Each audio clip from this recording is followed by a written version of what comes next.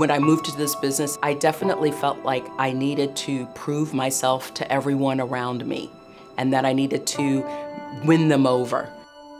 One day when I had an interaction with someone in the exchange and it wasn't great, my client just came in at that very moment and he could see the look on my face and he said, "What happened?" And I said, "This happened and I'm really, upset about it." And he said, "That's exactly what they want you to do. They want you to get upset and they want you to go away. Don't give them that energy." And it was a pivotal moment because it went from feeling one of one and overwhelmed to saying, "You know what? The people who are gonna help me, they're gonna help me. The people who aren't, they're not. I don't really care. I'm gonna do me."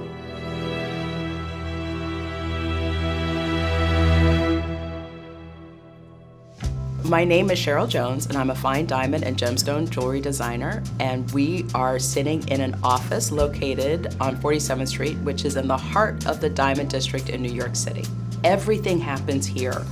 There are probably thousands of jewelers and setters and polishers and stores and shops that are all catering to the jewelry industry.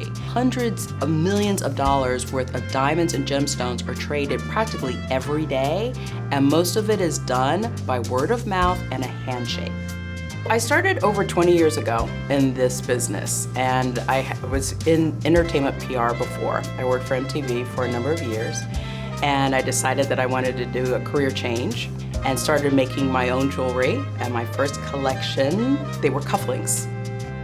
I'd say the first 10 years were about really finding out what I was really good at doing and what I loved to do, and trying to find that marriage and what that meant on a daily basis and how I could make money doing it.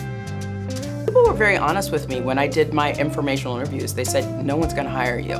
No one's gonna hire you. You're a black woman, it's not happening." And I thought, okay, well, that's one perspective, but someone's gonna hire me. And so it was really about finding my own way and finding the right people who could help me, but it was incredibly challenging. You have to build your community if you don't come in with one. I was always fascinated with minerals, anything that had a little bit of sparkle to it. So for me, it's always about the stone. Every design I make always starts with the stone. I think that stones sort of tell you which way to go in terms of what metal to use, how they should be presented, soft or, sort of dressed up with lots of other things. For me, the home run is when people say, "I wear this all the time and I love it." It's not about the price, it's about the connection to the piece. And if you don't wear it, then I didn't do my job. The first piece that I created for Sotheby's is a pink diamond ring. It's a pear shape, it's a half carat, and it's a beautiful sort of like ballerina pink.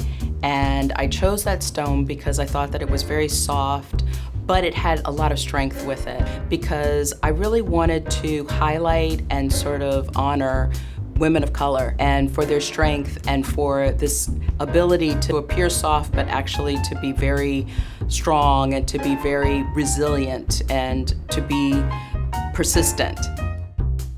And the second piece that I made were the earrings. They're about 26 carats total carat weight. They are set with green savorites, green tourmalines, yellow sapphires, blue sapphires, and they're all framed with diamonds. One of the things that I really tried to do in this piece is mix the shapes and the colors because like us, we come in all different shapes and sizes and come to the table with all different experiences, but we actually do really work well together.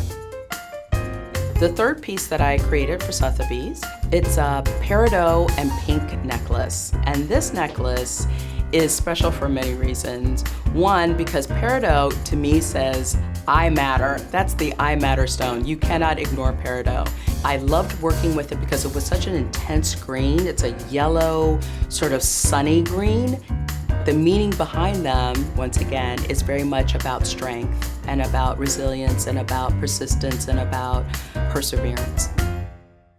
The thing that I think is the most exciting about this collaboration with Sotheby's is that we are finally a part of a community and people get a chance to see that Black jewelry designers, first of all, exist, and that we're not monolithic.